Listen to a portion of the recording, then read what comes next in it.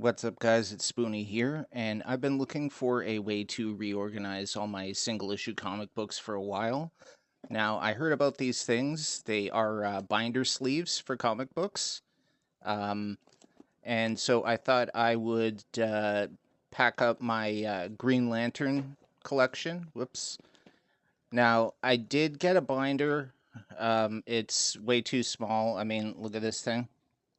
That's all Green Lantern books. So I will obviously have to get a bigger binder. I'll get a green one so it's appropriate. I'll stick something else in this.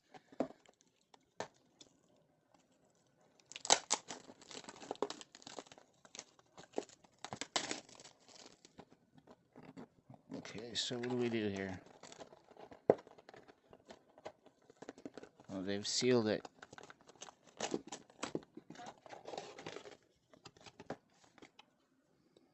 Okay, so first of all, sleeves nice and clear. This is a pretty strong plastic. I don't know if you can see, they've reinforced the welds there. This does feel very strong. Now, I have seen some people say that a single issue will just kind of slide around a little bit in there, so let me check that out. Yeah, I don't mind that, but I have heard people say that obviously there is enough room in here. You can stick a second one and even a bag and a board. So let me try that. So this is issue 1, issue 2 of Green Lantern Rebirth.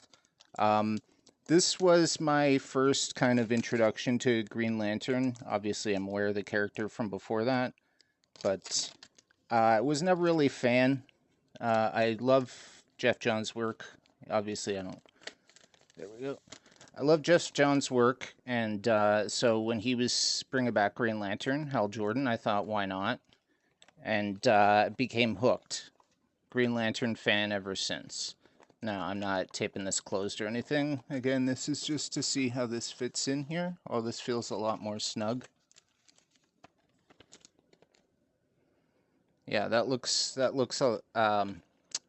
that feels a lot better, and I like the fact that you flip it over and you get the two. Okay, so I'll have to go through and tape these all later, but I'm just gonna run through these. So I'm gonna have to put some of these in bags and boards. So that's issue number 3. Now this was at this point, Hal Jordan had kind of turned evil, destroyed most of the Green Lantern, all that stuff. Geoff Johns, in a miniseries called Day of Judgment, brought Hal Jordan back as the new host for the Spectre. As you can see here, there's the different sort of iterations. And they revealed that the name he went by when he was sort of evil, Parallax, that's actually the name of this thing that possessed him and caused him to be evil, so he's not actually evil.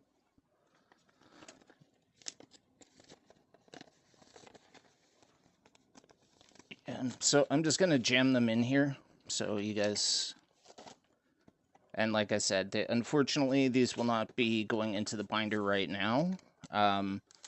When I put more into other... And so this is the final issue of Rebirth. When I put more books into more binders and stuff like that, I will be a little bit better prepared. This is kind of annoying. Anyways, what I'll do is I'll be able to put at least like maybe the first arc of, so that's Rebirth. Then I'm going with Green Lantern Corp Recharge, because sort of after Hal Jordan came back, he helped bring back the Lantern Corps. Oops.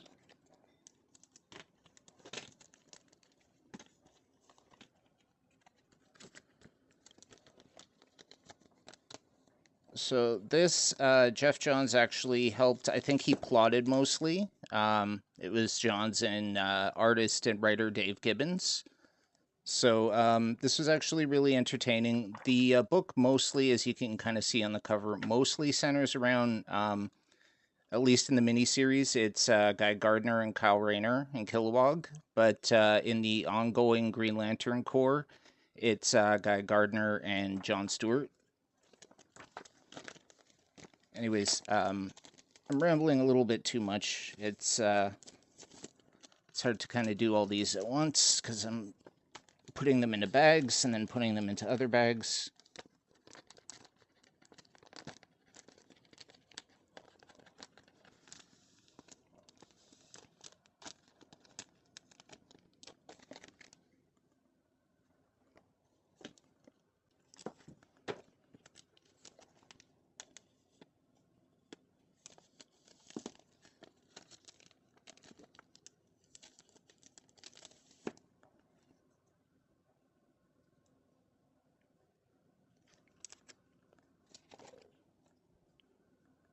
And at this point, I think just to save time, what I'll do is I'll just go through the issues, and then later on I'll show a video with them all kind of set up in the binder. Okay, so that's it for Green Lantern Rebirth and Green Lantern Corps Recharge.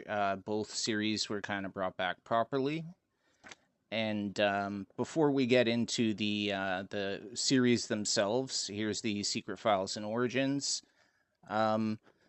Probably the most interesting thing about this, like there's a lot of cool stuff in here. There's sort of a prelude to Green Lantern Rebirth in here. So then we get into the Geoff Johns run of Green Lantern, issue number 1. Now, when it first came out, they did have kind of like a nicer, thicker cardstock cover, and the quality of the paper was a little bit nicer. They did kind of cheap out after a while, but that's okay. Issue number 2. Number 3. So when he came back, it was just about sort of reintroducing things like, here's some of his old villains, like the Manhunters. There's Hector Hammond, the Shark, and then Black Hand. Black Hand was in Rebirth, and he plays a huge role in the Green Lantern mythos going forward.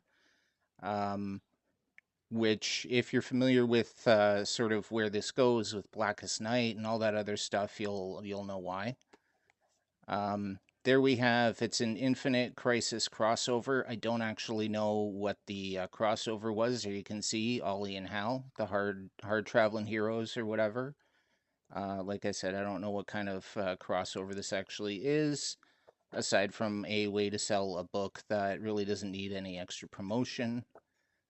So there's Green Lantern number 8, Green Lantern number 9 with Batman. This was actually cool because this is the one where at the end of the issue, Hal lets Batman try on the ring and try to conjure something so that you can see he's like the Green Lantern Batman. And what he does is he creates an image of his parents, but then he realizes like that's not. He wants to deal with reality, not with like wish fulfillment. So, but this is sort of them squashing the beef since since Hal came back from death. Batman obviously remembers all the parallax stuff, so this is them kind of finally putting it to rest. Now, from here, we go to issue number 10, which jumps a whole year forward. After Infinite Crisis, everything jumped forward 1 year later.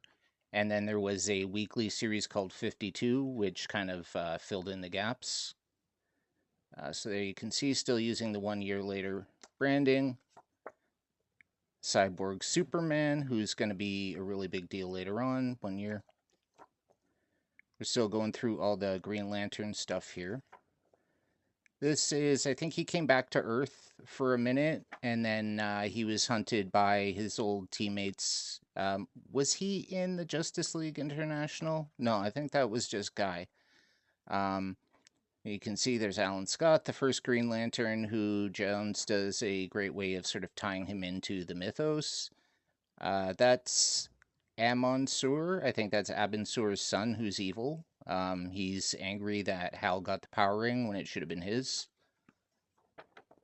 There you can see Green Lantern number 18. We're starting to see the Tales of Sinestro Corps, and obviously we're starting to see that Star Sapphire. So we're getting indications that there is more than just a Green Lantern Corps here. Obviously, with the Sinestro Corps backup tales, they kind of tell you that there's some other stuff coming. Issue number 19, more Sinestro Corps tales. And then issue number 20. Now, this is the last one before the Sinestro Corps War. So that's why I'm choosing to kind of break it up here. And then, yeah, next issue, Green Lantern Sinestro Corps Special number 1. Okay. Okay, so then we jump back several years to December of 97 for Tangent Comics Green Lantern. This was at a time when they had this little imprint they did for 2 years in a row, Tangent Comics, where they took the sort of basic name of the characters and then just did completely new stuff with them. So as you can see here, Green Lantern, it's an actual lantern itself. It's not so much the person that's wielding it. Superman was a little bit different. I think he was some kind of crazy monk or something. Some of the books were, like, the books were hit and miss. The Green Lantern stuff here was actually pretty good. But it was written by James Robinson, so that's a pretty good indication that it'll at least be entertaining. So that's the first one from 97. And then we're going into Tales of the Green Lantern from September of 98. And why am I including these here? Because following Infinite Crisis, Kyle Rayner turned into Ion, Guardian of the Universe. And at some point, he does run into the Tangent Green Lantern. This was at a time when they were still doing 52, and I think it was week 37. They basically revealed that the multiverse still exists. But up until then, they were teasing out the DC multiverse through little things here and there.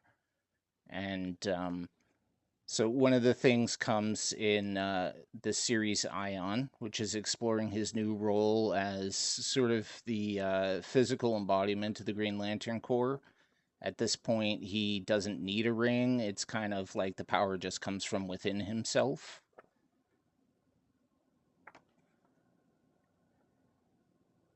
And then I think this is really where it starts to come in. And then obviously you can see here. And what's cool is they've actually brought back the Tangent sort of trade dress. Here's all the guys. That's the Superman down there with their Justice League. We go forward. They're bringing back the monitors here, which was, again, this was still kind of like, oh, this is crazy.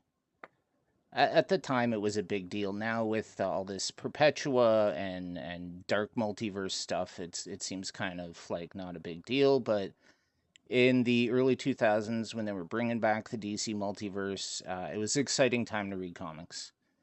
So now we have a 2-issue Prestige miniseries, Guy Gardner, Collateral Damage. It's set just sometime after Infinite Crisis. They reference the Rann-Thanagar War. And so it's deal with him at his bar, and I don't remember much about this. It's entertaining enough. Is it worth like $20? Oh, $8 Canadian at the time. Oh, it's not bad. Still like $20 with tax. Yes and no. It's Howard Chaykin, so the art is hit and miss. I know not everybody likes it, but the story was entertaining enough. And so, yeah, I went through all that stuff. Green Lantern, Ion, Guy Gardner. This is all leading up to Sinestro Corps War. But here's the Green Lantern Corps. So, number 1, number 2, number 3, number 4 with Bulfunga, the Unrelenting. More Bulfunga. Number 6.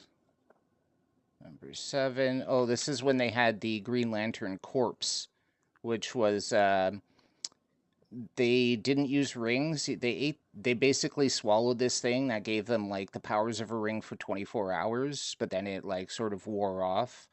And Their costumes were like all black stealth and stuff. Well, what am I talking about? I could just be showing it off. Oh, except for that Wii ad. Yeah, so this was kind of like the Green Lantern Corps' like sort of wet works. They did all the nasty jobs that the Guardians of the Universe couldn't acknowledge. I truthfully don't know what happened to them. I thought it was a cool idea. There's more of that story. There's Kilowog kicking butt.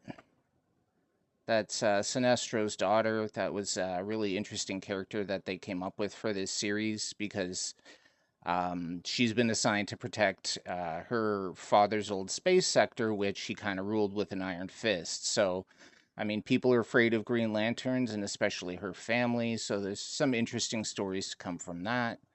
I think he's framed for murder on the OA or something like that. And then this is the last Green Lantern Corps issue before the Sinestro Corps War. Now, if you have never read it, I highly recommend the Sinestro Corps War. This special is probably one of the greatest single issues of comic books I've ever read. When I got this thing and I raced home to read it, uh, it blew me away. I mean, Ethan Van Sciver's art is fantastic.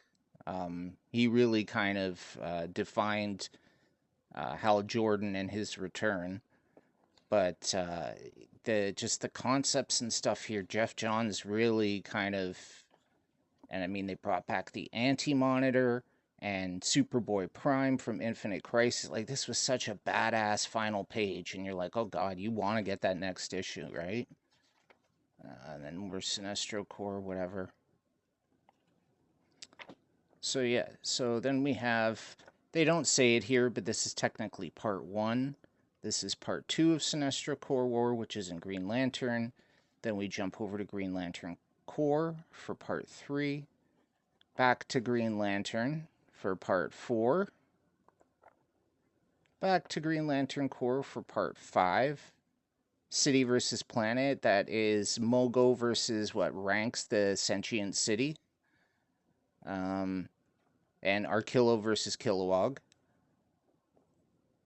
This is part number 6, and this is obviously a reference to the cover from the 0 Hour era where he killed the Green Lantern Corps and stole all the rings because he wanted more power to bring back Coast City after it was destroyed during the Death Superman stuff.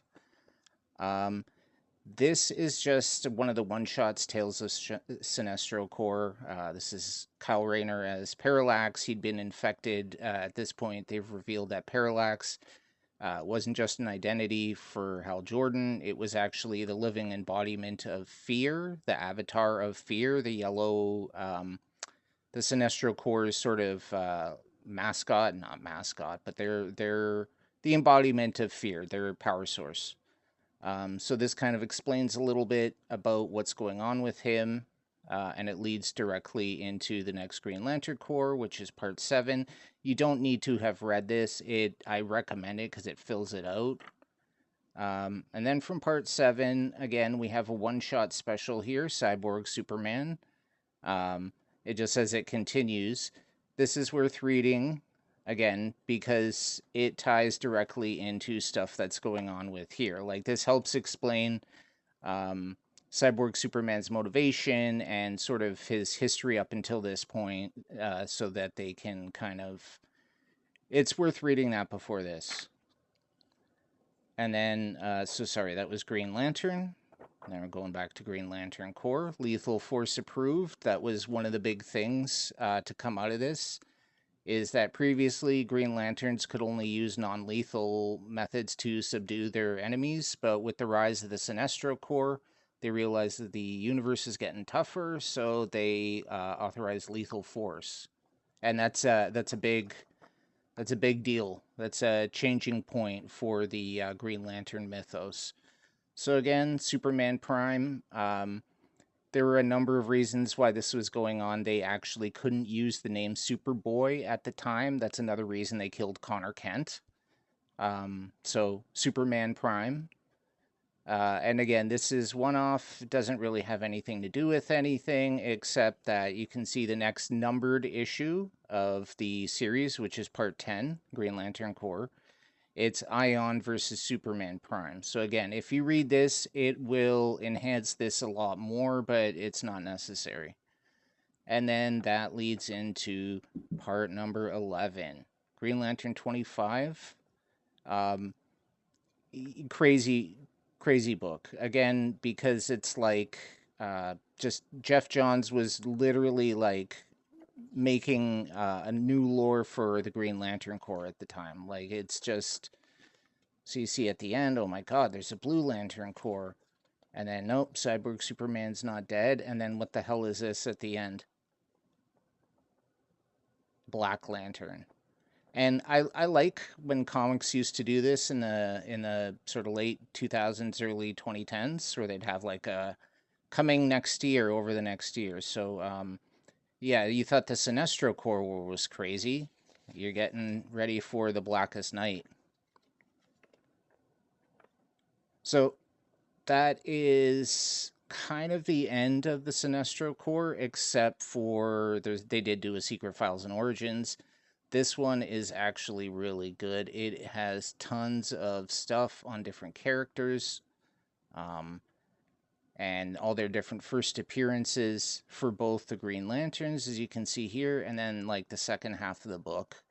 It's actually no, there's a ton of Green Lanterns. Sorry, the last part of the book is about the Sinestro Corps members. So that's they revealed that there are lanterns for all the emotions. Of course, now it's not a big deal; it's a known thing. But at the time, it was crazy the idea that there was more than just the Sinestro Corps. And then yeah, here's all the Sinestro Corps members that they had at the time. Obviously, many of these people are either dead or they've switched sides or whatever. Like they're still listing Superboy Prime, I'm gonna call it, and the Manhunters. And then yeah, it goes into back to the Green Lantern book. Now, I've got it ordered as such that I'm going into Green Lantern Corps first. Now, before, and again, this is unnecessary, but before they jump back into Green Lantern Corps, they did tell a little story for Kyle Rayner where he passes on the Ion Mantle to, was that Sodam Yat?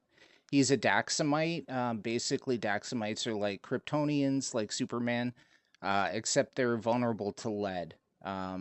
Mon-El, who is probably the most famous one, who's a member of the Legion of Superheroes, he was infected with lead poisoning and then trapped in the Phantom Zone for 1,000 years till they could find a cure for it. So that's why he joined the Legion. So again, rambling aside, you can read this or not. It does kind of explain where the character gets to with Green Lantern Corps. And you can see it's an epilogue, but I don't really think it's necessary to read this as an epilogue. It just wraps up where some of the characters were. Then we go into the first arc following the Sinestro Corps War, which is where now that Sinestro's been captured and is imprisoned in one of the science cells on Oa, there's a gap in leadership for the Sinestro Corps, and Mongol has decided that it is his.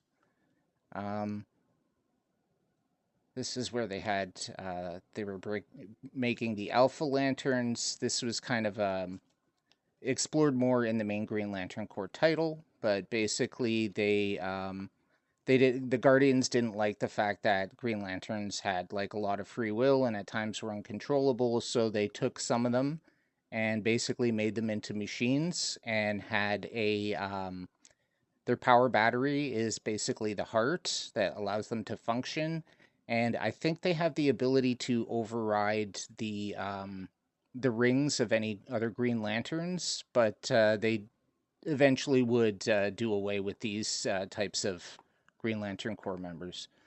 So again, there's this ongoing war for the Sinestro Corps leadership. Here's Mongol coming with the Black Mercy, obviously a reference to that classic For the Man Who Has Everything, Alan Moore's Superman story.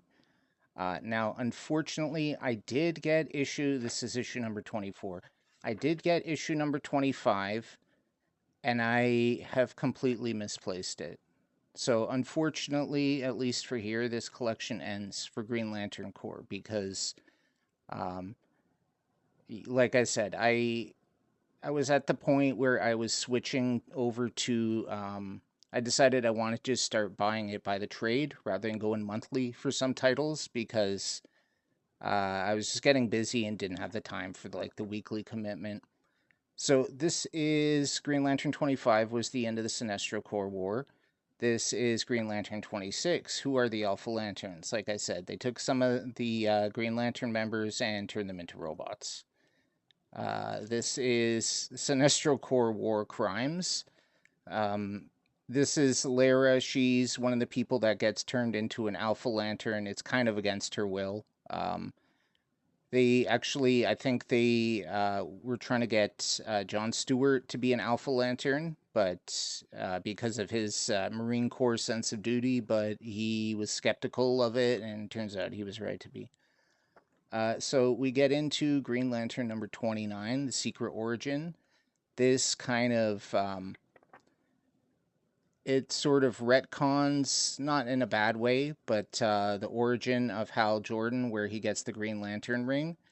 Because in the origin story, Abinsur's this alien who crashes on Earth, and he gives the ring to Hal Jordan.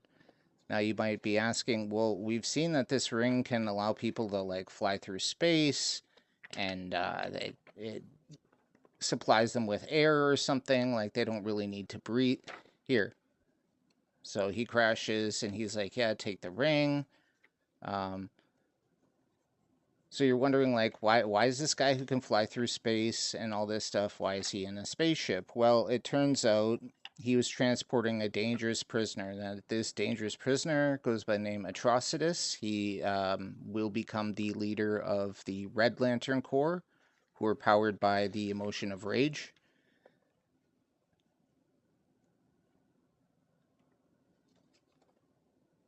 And so they kind of retroactively change a couple things by having Atrocitus now be part of Green Lantern's origin.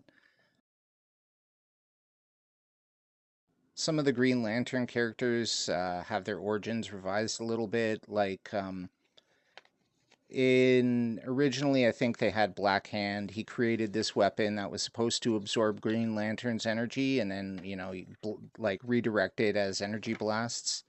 Well, in the Secret Origin, they retcon it as it was something that belonged to Atrocitus, and he dropped it while fighting Green Lantern, and William Hand, Black Hand, picked it up, and then he started using that as part of his gimmick. This is Geoff Johns followed up on a lot of sort of ideas that Alan Moore had kind of teased out in some of his Green Lantern specials and whatnot. So this is the massacre of Space Sector 666 by the Manhunters, who would later find out were programmed by Krona, the Rogue Guardian. So they basically killed everything in this space sector except for 5 people who became a terrorist group known as the Five Inversions, and their goal was to just destroy the Guardians of the Universe. So this is Atrocitus. You can see there he's got the weapon. It's like clicking with energy. Then the Green Lantern Corps show up. So Black Hand takes the little thing, to be continued. But obviously we know that they subdue Atrocitus and they send him back to the planet of Yzmalt or whatever it was called. And he later escapes, naturally. Some of the best scenes in this are with Hal and Sinestro. At least for this was definitely Hal's story, but I really feel like with the New 52, this became Sinestro's book. Like actually kind of with Blackest Night forward, Sinestro did kind of become like the best Green Lantern. He became the first White Lantern. The fact that he was able to create his own power ring to give to Hal Jordan after he'd been sort of kicked out of the Green Lantern Corps. Ooh.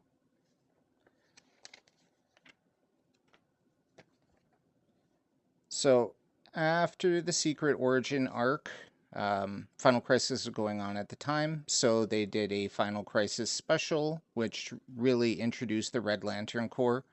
We'd seen Atrocitus in the Secret Origin arc, but here we're actually seeing like him in the present and what he's up to and all this other stuff. Dexstar, the rage-filled cat that vomits acidic blood. Yeah, good stuff. This was such a good story, JLA Avengers. And then we go into Rage of the Red Lanterns, back to Green Lantern.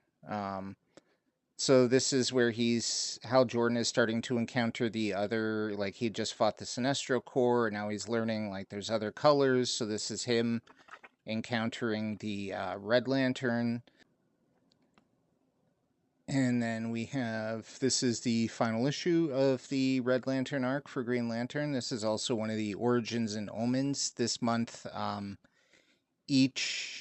Not each, but a lot of the comic books participating had this little thing where Scar, the guardian of the Black Book for the Blackest Night, was going through kind of origins of some of the main characters or some of the key players that were going to be involved in Blackest Night, because Blackest Night was a DC Universe event. It wasn't just contained to the Green Lantern books. So then we get into the Agent Orange arc. This is Larfleeze, the one and only Orange Lantern. And this is, for Green Lantern, the last arc that I got before, again, as I said, I went to waiting for the trades. So we can see that we have come to the end. Now, what I like is the kind of a little bit of symmetry here. Larfleeze and Hal, because somewhere along the way, it's like Hal kind of has to master all the other... Geez, that sounds like Avatar, doesn't it? Anyways, he's like trying to encounter all the other emotions, and he's kind of going through them. He got the Red Lantern, but then I think it was purged with the Blue Lantern. And so now he's going through Orange. And right after this leads into the Blackest Night event.